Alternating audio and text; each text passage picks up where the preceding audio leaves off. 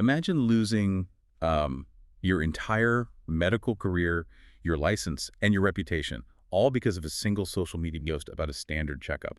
Yeah, it's a terrifying thought. The doctor's exam room used to be this, sanctuary of absolute trust.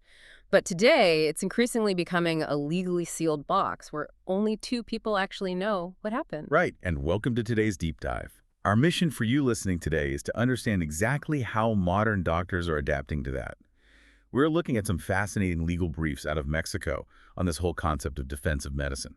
Exactly. We're unpacking how physicians are physically and, legally armoring themselves before they even pick up a stethoscope, because we are seeing a complete inversion of how trust operates in medicine right now.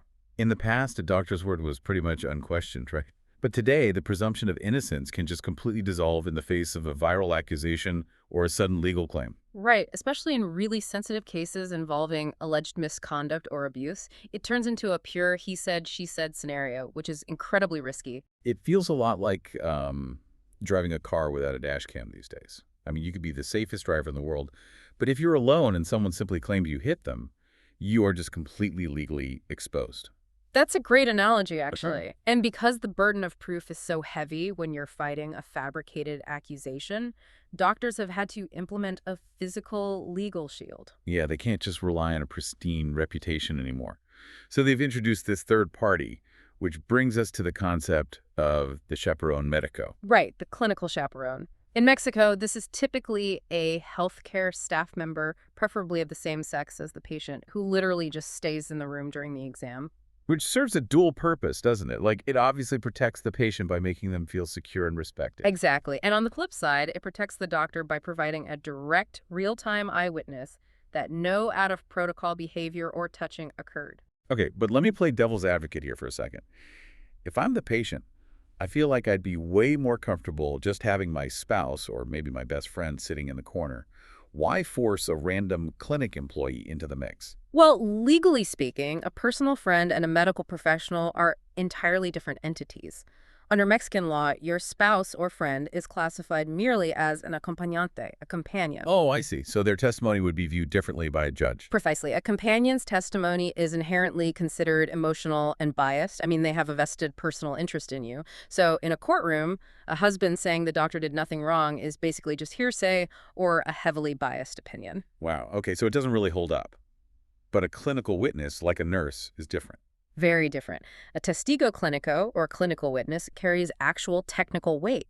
They are legally bound to a professional code of ethics, and they're trained to spot clinical deviations. Right, so a nurse knows the actual difference between a standard medical palpation and an inappropriate touch, whereas a spouse is just kind of watching. Exactly. The nurse is actively observing the standard of care, so their testimony is considered an objective medical record.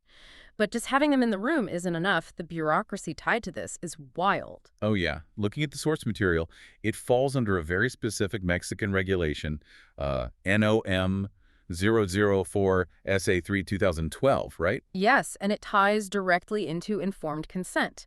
A doctor can't just have a nurse standing silently in the corner. They have to ask the patient directly if they consent to the chaperone being present. Wait, so they have to verbally ask every single time? Every single time. And once the patient says yes, the doctor literally has to script it into the official medical note.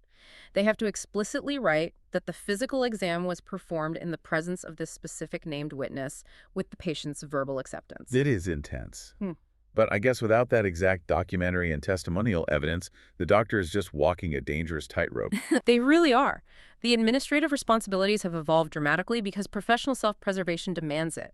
The chaperone isn't just about safety, it's a calculated legal strategy required to provide standard care today. It really shows that the days of blind trust in the exam room are fading fast, which leaves you with something to mull over today.